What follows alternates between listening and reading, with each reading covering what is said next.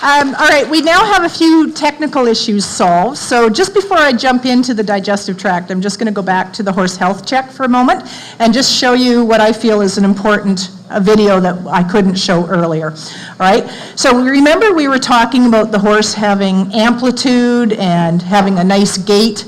Can you see that? It's kind of dark, isn't it? Can we turn the lights right out, or? Yeah. Yeah, just the ones at the front. Is that better? Okay, so I want you to watch the ears of this horse as it's trotted away and as it's trotting towards you and now as it's going side by side. Are you seeing the ears being carried at pretty much the same level all the way along? Yeah, it's a bit dark, I apologize. You can see them better on the screen there, but you'll see in a minute here. All right, so essentially that's a horse that's got a very nice, let's try that. Yeah, if those two lights could go off, that would be helpful.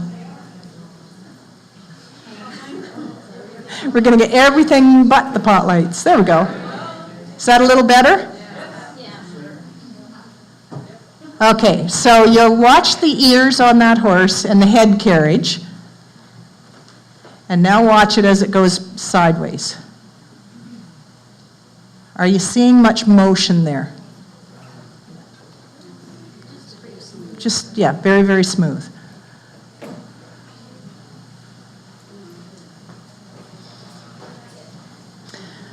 All right, so now train your eye. And let's look at this one.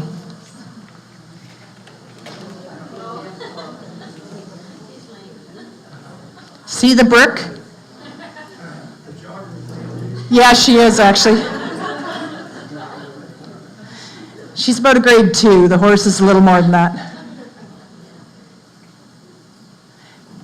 See that real head bob? All right, so that's what I wanted to show you so that you can really train your eye if you ever see that in your horse. Again, this isn't to diagnose the lameness, that's up to the veterinarian.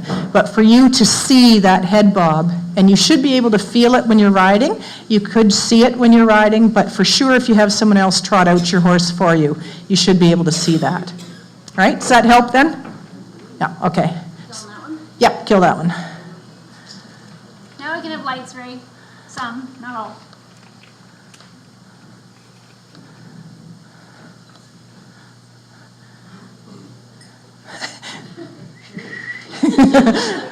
Wake up. And then we'll kill those. All right, so I'll get started while we're waiting for that to warm up. So I'm going to talk to you this afternoon about the horse's gut.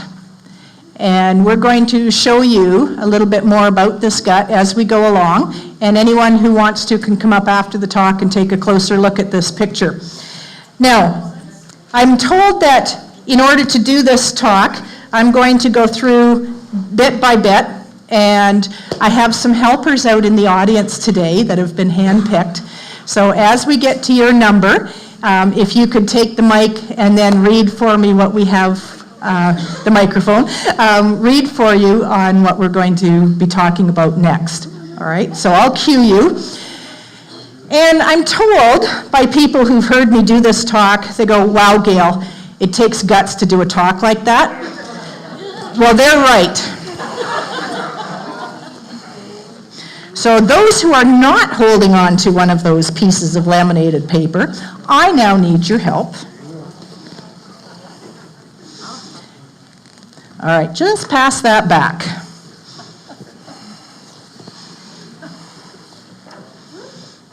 Because if you thought you knew about the horse's gut, I'm going to challenge you. Okay, hang on there. Yep, we got a break there. That's a bad colic. All right. You, sir, get to hold on to something very important once we put it back together.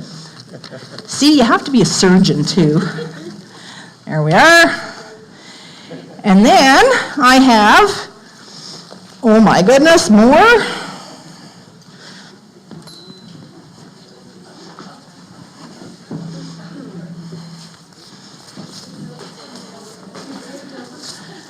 Pass that back a bit.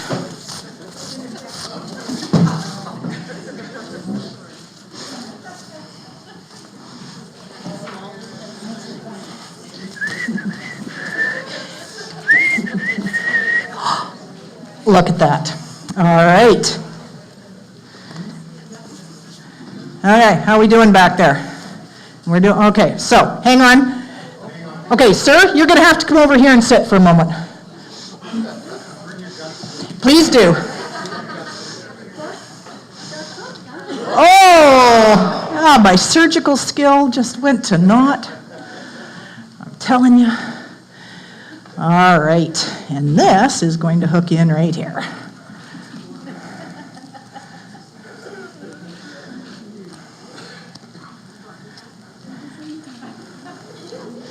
Okay, now when I tell you, you're going to have to show that side. So you can sit down.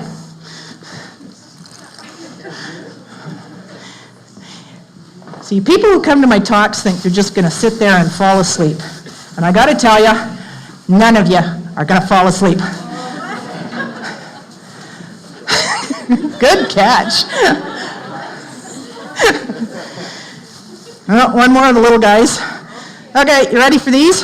Got to think fast.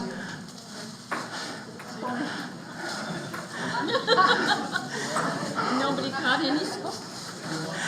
Come on, you guys. What's with the hand-eye coordination here?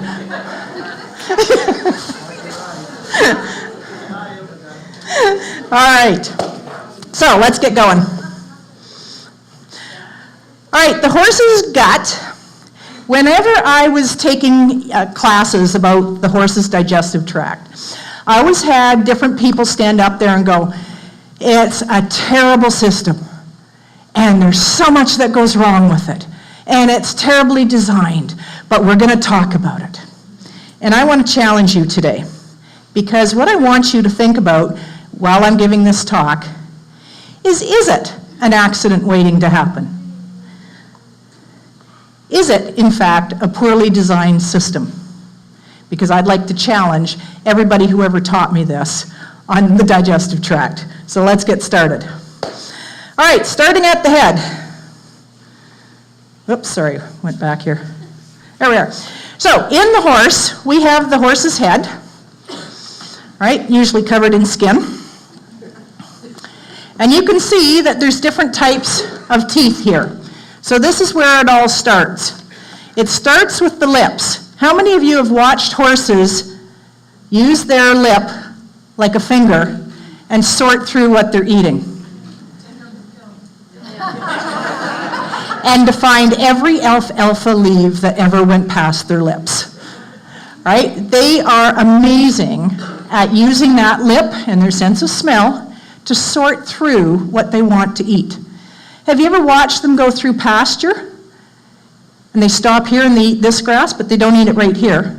And then they'll move. And it's like they know which grasses they want to eat if we give them the choice. All right? So that's where the whole digestive tract gets started. And with those teeth at the front, right, these are called the incisors at the front. And these are the teeth that act as the scissors, if you will, to cut the grass. So when that horse eats, it rips the grass and cuts it. So these teeth are critical for cutting that grass, right? Really, really important. Now, in the wild, how many oat fields are there? How many cornfields? Wild horses, in the evolution of horses for 55 million years, we had lots of cornfields and lots of oat fields and lots of barley fields for them to go through, right? So what's natural? Grass, all right? So we'll come back to that. Once they start with that grass, then they use the lips and the tongue after it's torn to then feed that grass back to what we call the molars, which are the ones back here. Now you'll notice this little open area in here, right? There's actually a technical name for it, which really isn't all that important. This is either the blessing or the curse of the horse. Because without this gap, we wouldn't put bits in their mouth. All right, so again, when we're talking about care of horses, think about these teeth and having iron or other hard things banging against them. All right, so that's just something else I'm going to drop there. All right, now, the grass has been moved to the back teeth, so we have all these teeth on both sides. You'll notice the teeth on the top are wider than the teeth on the bottom. And that's an important thing for the horse. It's also important for dentistry. Now this horse, show me how you chew. Right? We chew up and down. Horses chew side to side. These teeth here are designed to grind food. And it's really, really important because the grass that the horse eats hides its nutrients. And it hides the nutrients in what we call structural carbohydrates, which is what allows that grass to stand upright. Right? The tree is the biggest example of those, having structural carbohydrates that make the whole trunk. But grasses, as you know, they get longer, they get taller, and they don't fall over. So the older the grass, the longer it is, the harder it is for that horse to chew it and open it up in order to get the nutrition. But it's incredibly, incredibly important. So those teeth are amazingly important to that horse. So let's move on. Who's my number one? I have my volunteers who've been voluntold. Head, mouth, lips, and teeth. The head. The horse uses the teeth at the front of the mouth to tear off the grass in the pasture. The front teeth, called incisors, cut the grass, and the tongue moves it to the back of the mouth, where the crushing teeth, called the molars, can grind it by the side-and-side motion. Excellent. Now, sir, would you like to touch those teeth underneath there? Just run your fingers underneath. Do you want those in your mouth? No. All right. So by grinding, the horse actually is also grinding down its teeth. So it grinds the grass, and it grinds its teeth. Now, do horses' teeth grow throughout their entire life? Horses' teeth erupt over their entire. These teeth are actually born in with the foal. All right, so they don't grow like ours do. They actually just continue to either move down or move up. And in old horses, there's actually an empty spot up here as the teeth go down. How many years worth of teeth does a horse have? 45. Not usually. Not usually. About 25 on average. So if we want to ensure that our horse has a long and healthy life, we have to take care of these teeth. And we take care of those teeth by making sure that we take these points off it.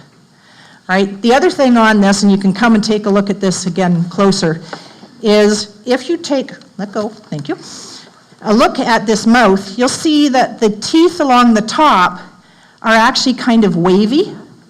They're not straight. All right, that arcade, what we call the arcade along there, should in fact be straight. So this horse has what's called wave mouth. And that's what happens when they're chewing irregularly or they're getting a lot of grain in the diet. So the more hay, the more even the chewing. The more grain or concentrates, the more uneven we have. So as, not for every horse, but as a general rule, hay is better for their teeth because they grind it down evenly. All right? Okay, so that's enough about the teeth. Pop quiz. What happens if the horse bolts its food and does not chew it? Choke, indeed. All right? So this can result in the horse trying to swallow things that are fibrous and dry without the benefit of lubrication. How does a horse lubricate its food? Saliva. When can the horse salivate? No. When it's chewing. All right? You and I can conjure up saliva right now. Right? But horse can't. So that's why horses have what we call a dry mouth, which is why salt blocks are a problem for horses with the dry tongue. It's also why horses don't like bits and other issues and that's why you'll see them chewing to try and lubricate. So horses actually produce saliva when those teeth are grinding. So if that horse bolts grain or concentrates, which it doesn't have to chew as much, it's not going to get lubricated, and therefore we're setting them up for choke. All right? All right, who's my number two? The esophagus. This starts the journey of food through the long muscular tube called the digestive tract. The muscles can squeeze and relax, called peristalsis, and propel the food down the esophagus into the stomach. Excellent, thank you. And that's one of those really tough words. You did a great job at it. All right, it's actually peristalsis, and that's the contraction. Now, sir, you're standing over there with my esophagus. I need you to work. All right, so that esophagus is actually coming out of the back of this skull. And you can see how long it is. This is all to scale. So that's how long and how far it has for that food to travel. So you can see the chances of choke for dry food or being bolted down there are really, really high. Okay, thank you. Although I think you're on for the stomach too. All right, so that's another thing that when we're feeding horses, we have to make sure that we minimize competition between horses. So make sure if you're feeding concentrates that they are not feeling threatened by somebody nearby, because that's one of the biggest things that will cause choke. If you have a horse that bolts its food, getting it wet before it goes into the horse is a really, really good idea to stop that at that point. All right. What is peristalsis? A wave-like, yes, wave-like contraction. So it starts up there in that esophagus, and it goes all the way down, and all the way back to the front, and where's the rest of it? So one wave of peristalsis starts up there and goes all the way down the whole gut. And then the next wave of peristalsis starts. So that's what you're listening to when you've got the stethoscope on them. All right, so that's that wave-like contraction. So the muscles along here are really kind of cool because there's not only longitudinal muscles all the way down that tube, there's circular ones. And those two work together to compress and squeeze the food all the way down. All right, it's incredibly important for that to happen. So what happens if we've got dry grass in there and no water? We're going to press the grass and dry grass through? Not very well, will we? Okay. Fiber, water. All right. Okay, number 3. Who's our number 3? And young lady over there, can I ask you to hold up that stomach for me, please? Okay, can you turn it so that little window shows out to the crowd? All right, this is the horse's stomach, and sir, you're on. The stomach is very small for such a large animal. Think of a rugby ball. It does not stretch well. So it's important not to overfeed and not to overfill the stomach. Small meals are important for the horse. Remember, the trickle feeder concept. All right, how many of you overstuffed yourselves at Christmas this year? Or in the last hour. Or today on those lovely beef sandwiches that the ladies did a great job of? Our stomach stretches, and it stretches a lot, right? And you know that because you can have like a major big meal all of a sudden at Christmas, and that's not the way you eat all the time. That stomach can't do that, all right? So when we talk about the concept of a trickle feeder, that stomach being very tiny for the horse is actually designed for small amounts going through all the time. Now, there's a very fun thing about the horse's stomach. There's 2 layers in that horse's stomach. The top part we call non-glandular. The bottom part is the glandular. And then there's that lovely big word there, Margo plicatus, in the middle, which just shows the dividing line. In the bottom of that stomach is where the acid is released. And if I took a sample off the bottom there, that'd be enough to take the paint off your car. Now, how on earth does the stomach survive? That kind of acid, we know, eats away at stuff, right? And we know in humans, acid and ulcer and all the rest of that stuff.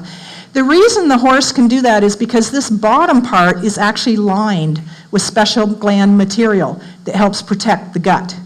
Now, in that window that you have there, can you describe what's on the upper part of that stomach? Looks like little worm things. Excellent. In there are itty-bitty little worms attached to the wall. Anyone know what those represent? What lives in the horse's stomach? And at this time of year, if you haven't wormed your horse, bots. Where are they living?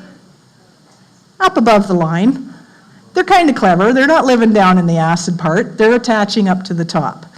All right? But while they're up there, they're attached and they're drinking the fluid that's going through the stomach to feed themselves. So they actually are a parasite that is taking the nutrition from the horse. So that's why the deworming is so important in terms of the whole digestive tract. First, we don't want them there because once we have bots, they can cause damage. And I've seen some stomachs with bot damage on that wall, and it's not very pretty. All right? So bots are one of those things. We need to prevent them from getting into the horse, and then we need to take care that we're actually getting them out of the horse. Okay, thank you very much. All right, so that's the stomach. Remember, it's very small for the horse. Pop quiz. Can a horse vomit? Very good. No, they cannot. So if we eat a bad salmon sandwich at lunch, we can get rid of it, and then we start to feel better. When that horse, it goes into that stomach, it has to now go everywhere through the rest of that entire digestive tract. And that can stay there for 2 to 3 days. And if it's bacteria that's bad, what environment does bad bacteria like? Dark, warm, and moist. Doesn't that sound perfect? All right, so that's why for horses it is so critical that we make sure the feed going into them is really, really good and proper. All right, that acid in the stomach helps break down a lot of that stuff, but not all of it. So giving them good feed and keeping them from poisonous or toxic plants, all right, is really, really important for them. All right, so that stomach over there, it's about 10% of the gastrointestinal tract. Its capacity is 8 to 16 liters.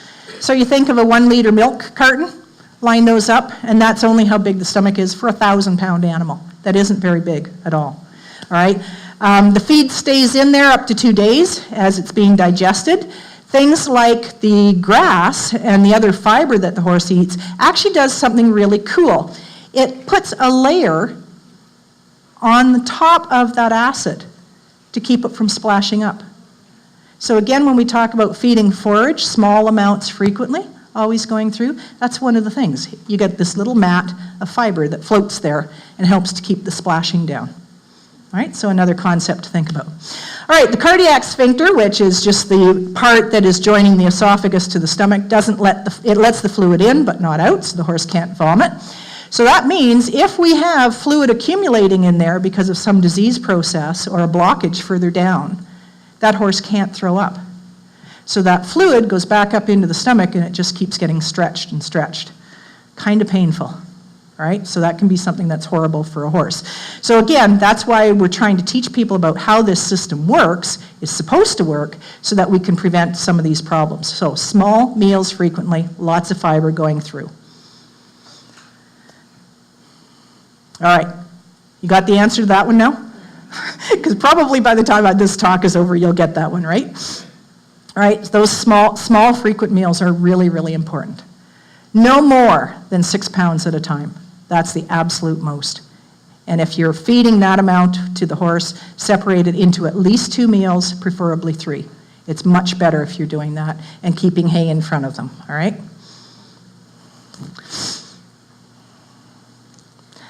Best type of food for a horse to keep them chewing.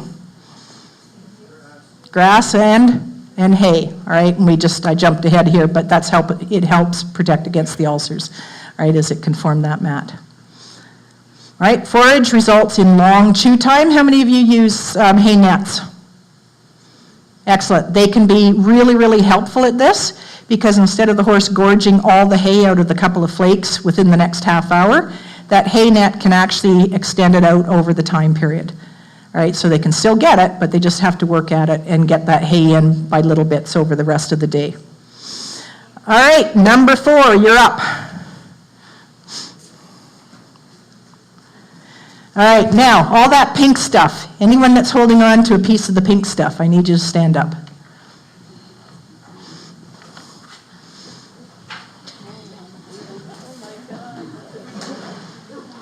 Okay, the small intestine. The name is given due to the diameter, but it is very long in length, about 22 meters. Think of 2 city buses end to end. The trickle of feed is important for 16 to 18 hours a day to have food going through. This keeps the gut flowing with fiber and water moving along the tube all day. Right. So you can see in... Now somebody has a little window in their part of the gut. Who's got the little window? There you go. What are you seeing in that little window? Big, long, gummy bears. Which are likely to be representing strong gals. Yeah. All right, so again, that's just demonstrating what happens is when we are not deworming horses. And the more horses we put per acre, the more we're going to run into parasite issues. So how many of you are doing fecal sample testing for parasites?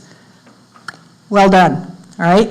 Because we don't want to be using the shotgun approach at deworming horses, because we are getting horses with their parasites resistant to the drugs that we currently have. Anyone here have sheep?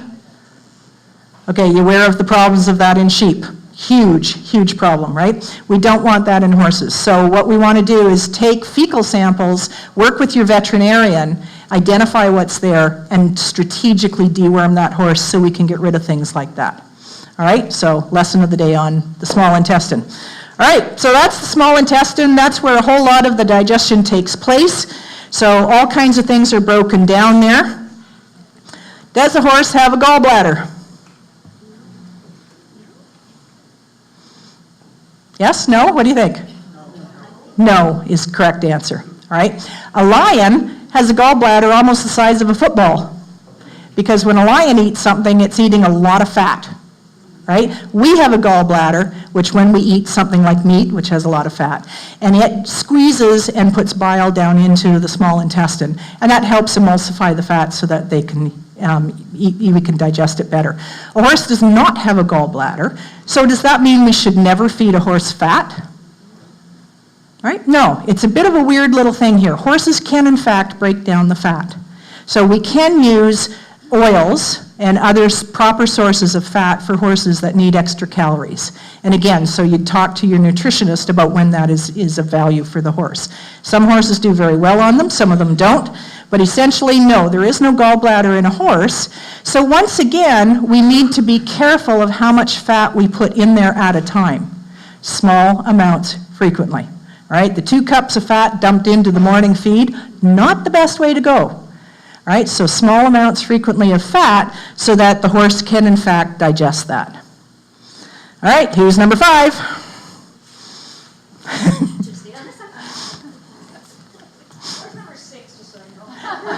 Oh, on the other side. I tried, I'm sorry. Large intestine, cecum. The cecum, the first part, is the cecum. It is about 3 feet or about 1 meter long and looks sort of like a giant sausage. Inside live millions of different microbes that help feed the horse by breaking down the fiber.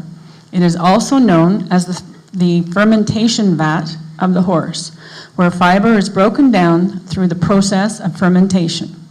This blind sac also slows down the transit time of the food and gives the bacteria a shot at breaking it down. It is the major site for microbial fermentation. Excellent. Big words on that one. All right, where are my bacteria people?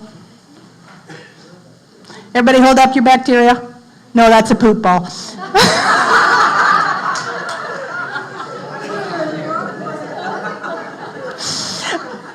All right, so bacteria is really bad, right? We take antibiotics, we have all kinds of stuff to use on our hands to get rid of bacteria. Bacteria is good. Good. How can bacteria be good? Because it helps do all sorts of things. The immune system.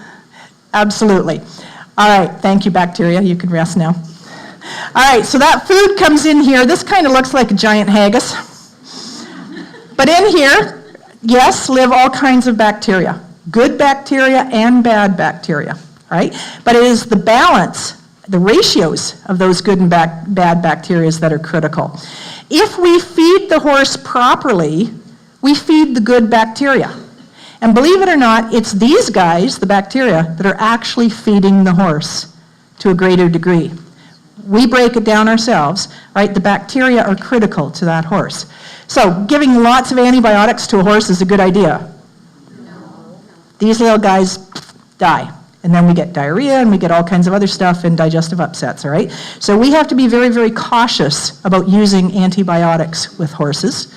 And then we have to talk to our equine nutritionist about building back those bugs back up again, the good ones, because we want to give enough food for the good bacteria to survive and not allow the bad bacteria to survive. All right? So how many of you are using probiotics or some kind of food for yourself on bugs? Some of you? Okay. This is an area that is absolutely fascinating in horses and in humans. We are unlocking the gut of the human and the horse on the biome is what it's called. And there is some fascinating research. So everything you think you know about equine nutrition, it's going to get blown out of the water by the research that's currently going on there. All right? There are skinny bacteria in there and there are fat bacteria in there. And they can actually now do transplants to make the skinny horse fat and the fat horse skinny. Anyone want to sign up for the humans? All right, so growing body of knowledge on the value of bacteria in the gut for both human and horse and in other species as well. So well worth your while to read up on that and learn about it because it has amazing properties in terms of healing for disease, supporting the immune system, and even mood swings. There's stuff going on right now on the good bacteria for dementia, Alzheimer's, all kind of ADD. There's various other things. There's a lot of research still to be done on it, so we don't have good answers. And at the University of Guelph, we have Robo Gut. And Robo Gut is in the lab, and they actually feed it, and it poops. And you can follow everything along, and you can play with the bacteria. We have just recently developed the Robo Gut for the horse. So very cool. Now they're going to be able to feed this little robo-gut and it'll poop and then they can learn all about these bacteria as to what's optimal because we don't have that answer yet. So cool stuff going on there. All right, what happens when lots of starch slips through into the large intestine? Does anyone know what happens in there when starch gets into it? It ferments, but before that, it changes the pH. And it makes it acidic. Do bacteria like acid? So are the bacteria in the cecum going to like it when large amounts of sugar and starch get dumped into there and make it acidic? No. Again, small meals frequently of anything that's a concentrate.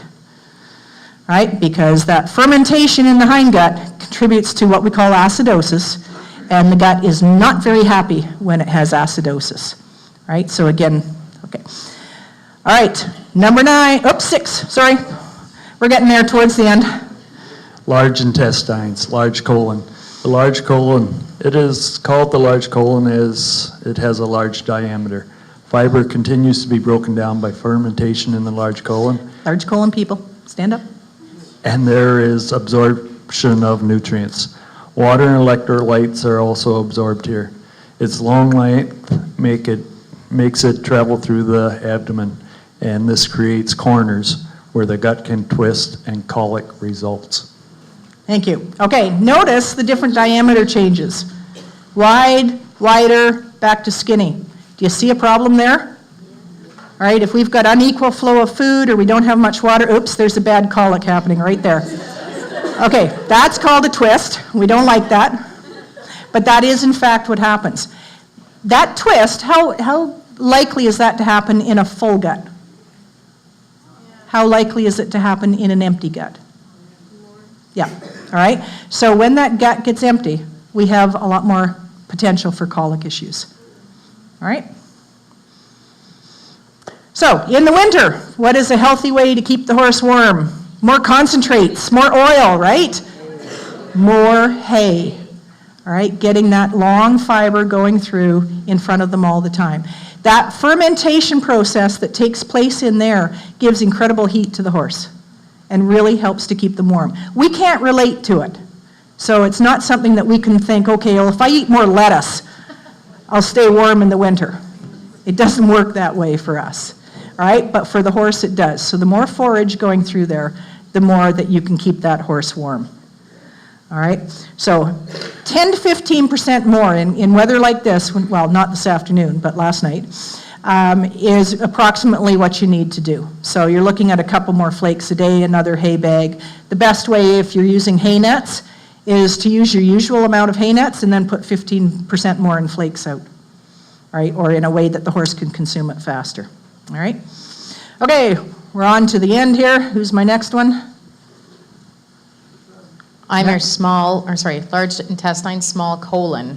The small colon. Further in the small colon, the fecal balls are formed as the water is absorbed into the bloodstream. Fecal balls move into the rectum, which is about a foot long. Undigested fiber and fluids are stored here until full and passed out through the anus. All right, we have our fecal balls up there as well. Who's the anus? Who's got it? Hold it up. Okay, thank you, because that's where the rectal thermometer goes, just in case anyone's wondering about that. All right. Yeah, you don't want it going up. All right, so that's the anus. No. Good. So, what should fecal balls look like? Is it about that size? Yeah, a bit, or a bit bigger, depending on the horse. Yep, depending on the horse. The horses are bigger. Yep, you get a draft horse, they're going to be bigger. Should they be dry like that? No, what do we want to see? Yeah, so you want it to generally hold its shape, all right, but if it was squeezed, all right, it would be soft. So we don't want it hard and rocks, but we don't want cow patty either. All right, so again, that's something that you can learn to look at in your horses and monitor, because you will see changes over the season. All right, and if that gut is getting upset, we're going to see a lot more manure, and it's going to be really wet, and it might be the diarrhea. But if you see hard, dry balls coming out of there, you know you've got a problem with dehydration.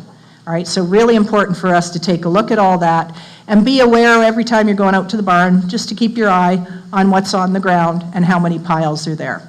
All right, so when we're talking about diarrhea, that is a rush of fluid through here, and it takes a lot of food with it. And so this is undigested, and so you can very, very quickly dehydrate your horse, and you can also have them dropping weight very quickly. That's one of the reasons diarrhea is absolutely deadly in foals, because they dehydrate and lose all that food so fast, and they can't afford it. So that's one of those things you have to get a veterinarian in there ASAP. All right, where are we here? So we've gone through the whole gut now, so I thank all my volunteers. You've done a brilliant job here for us. I think we have one more, don't we? The liver. Oh, sorry, yeah, okay. We're going to have to speed this up a little bit because I'm going to go over time. All right, quick, liver. Oh, the liver is located within the rib cage to the right, divided into lobes. Hepatic ducts are wide as there is no gallbladder, so the bile duct opens into duodenum and consistently secretes bile near the same location as the pancreatic duct. Okay, thank you. So they've got a liver just like we do, and it helps to detoxify the blood. And we're going to move along to the next one. The pancreas. The pancreas lies to the right side. It lies in flexure of the duodenum. There is constant secretion of pancreatic juice with more after feeding for a buffered solution to help stabilize the pH. Excellent. And the pancreas in the horse, like in a human, has an amount that it can secrete. If we overwhelm the human pancreas, what do we cause? Yep, all right, diabetes, all kinds of other metabolic issues. If we overwhelm the horse with sugars, what do we cause? Yep, we can cause all kinds of metabolic syndromes with them, all right? So again, it's very important for us to think about that. Number 10. I'm number 10. We're at the end. I am the rectum and the anus. Thanks, Laurie. Further in the small colon, the fecal balls are formed as water is absorbed into the bloodstream. As the fecal balls move into the rectum, which is about 1 foot long, undigested fiber fluids are stored until full and then passed out through the anus. All right.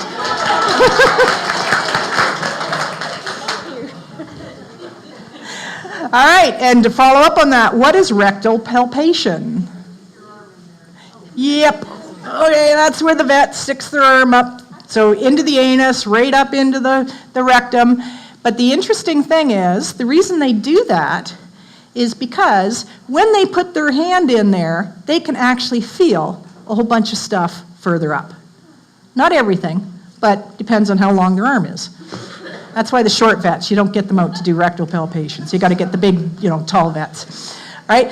But they can actually go in there and feel if there's an impaction in part of the gut. They can feel if there's gas building up in one of those corners, and they can feel for reproductive stuff as well. All right, so the vets can be very much a part, and should be a part, anytime we have a digestive upset. Because can we see inside that gut? We got no clue, right? So that's why it takes the veterinarian to come and listen to the guts and listen and also feel. All right, what does anal tone mean and why is it important? Who was listening this morning? Yeah, so it's supposed to be tight, right? It's supposed to pucker up when you touch it. All right, why is it important? Yeah, you don't want stuff falling out. That's kind of rude when it's just, Yes, and what's that indicating elsewhere? So the anus is flaccid and it's not contracting. Yep, but it tells you what's going on. Yeah, so that's the end of the line, but it tells you what is happening with the rest of the digestive tract. Yeah, water, electrolytes, stress, right, fatigue. So that's one of the reasons why they'll look at anal tone, because it in fact reflects what's happening elsewhere in the digestive tract. So it may be an unpleasant thing to think about tapping the anus, but it actually helps to tell you what's happening in the rest of the horse, right? So if it's non-responsive or really a soft thing, then, all right, that's a problem. So there's our whole digestive tract. Just to show you a couple of the things. Stomach in the human is only 2 to 3 liters, but relative to our size, that's actually big compared to 8 to 15 liters in a 1,000-pound horse. And then we've got this big, huge, long intestine, so it's 8 meters in a human, 22 meters in a horse, and of course it's packed up and all lodged in there with all kinds of twists and turns. Large intestine for humans is only about 1.5 meters. Large intestine for a horse is 4 meters. Let me go back. Cecum. Do you know where your cecum is? The appendix, yeah. So your appendix sits down in here and it's about the size of your little finger. Can we live without our appendix? Yes. Easily. Now, is there any new information about an appendix that is important? Indeed, yes, there is. In the human appendix live a whole bunch of bacteria. And those people that had their appendix survived the E. coli breakouts better than those without an appendix. Food for thought. So, big haggis in the horse. All right, but humans, we seem to get along without it, but it does have a role. All right. Okay, most important points to remember about feeding the horse. Little and often, water, fiber, forage, okay, those are all important. So small amounts frequently, high fiber diet, lots of water. And if we understand the points on how this system is designed to work, then it works really, really well. So hopefully, feed little and often, forage, forage, forage, fat if we need extra calories, keep the bugs happy, and no ulcers. That forage helps to keep the ulcers and keep the stress down on our horses. And so our last point is, so remember the question I asked you at the very beginning? It is beautifully designed for what it was intended to do. If we treat it right, if we allow the horse to work with its gut the way it was intended to do you know that 80% of colics, we create them? All right, so everybody, I hope, has on their chair or somewhere along a little pamphlet that says colic. The most important points for colic prevention are included on there. And one last little quick commercial. Coming up January 22nd, we have a short online course called Gut Health and Colic Prevention. And this is exactly some of the things that we're going to be teaching in it. Yep. As a vet, would you say, like horses in the wild don't eat grain? That's right, they never eat grain. Would you say that the horse should be getting grain or not? Okay, in our modern domestication, there are times when we must give grain because we don't want our horses starving over the winter, right? So if there's out in a herd and they're out foraging for themselves, out of a herd of 40 horses, 10 might die with prolonged weather like this. You don't really want that when it's your horse. So we must feed them over the winter time a different food to keep them healthy. All right, so that's one thing. They can't go out and look for it themselves. So the forage is so critical. Are there horses that never need grain? Absolutely. There are many, many horses out there, never have to give them any grain. Mine haven't seen grain for 20 years. All right, they get hay, which is analyzed, and then I get a vitamin mineral supplement to balance it out.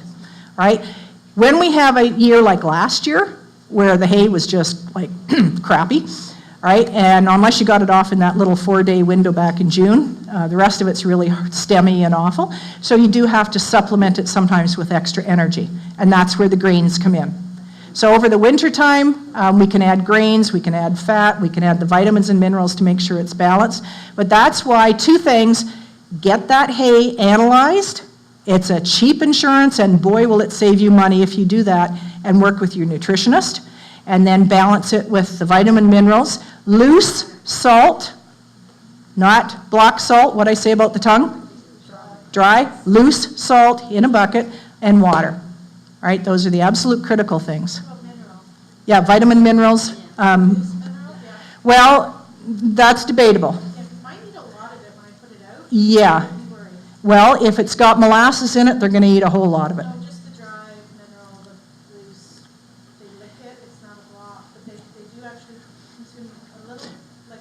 Okay, and do you know what matches your hay? What's that, the mineral that matches my Yeah, the balance of vitamin mineral that you're giving, does it balance what's in the hay? yeah, I'd have to get tested, but I was just told they'll just lick what they want. No. But some eat more than others. Yes, some eat more than others. Some horses will overconsume, and some others won't lick it because anyone ever tasted potassium? All right, awful. Yeah, well, it's got so much sugar on top of the potassium, so we love bananas. But anyway, so I would say talk to your equine nutritionist and make sure it's going to be appropriate for the hay that you've got. We're going to go with one more question. Okay. What's your thoughts on feeding a little bit of baking soda? And what's your thoughts on feeding haylage or baled hay, whatever you want? Okay, so baking soda, I don't see the need for it unless there's something specific going on that the vet recommends it. And I know a lot of people throw it in just in case, and I also know how it's being used in the racing industry. So the problem with that is it's upsetting that acid-base balance. And if we're playing backyard chemist and dropping it in what we think might be there, that may not be what the horse needs. All right? So the other thing, haylage, again, your nutritionist can give you a lot more information, but it's a potentially very good source as long as, again, we're careful how the haylage is being used and bagged, and its care, and whether or not your horse is vaccinated. Right? Yeah. Oh, sorry. Is that it? Okay. Sorry. We'll have to stop and let the next person. I've gone over. I apologize. Okay. All right. Thank you, everybody.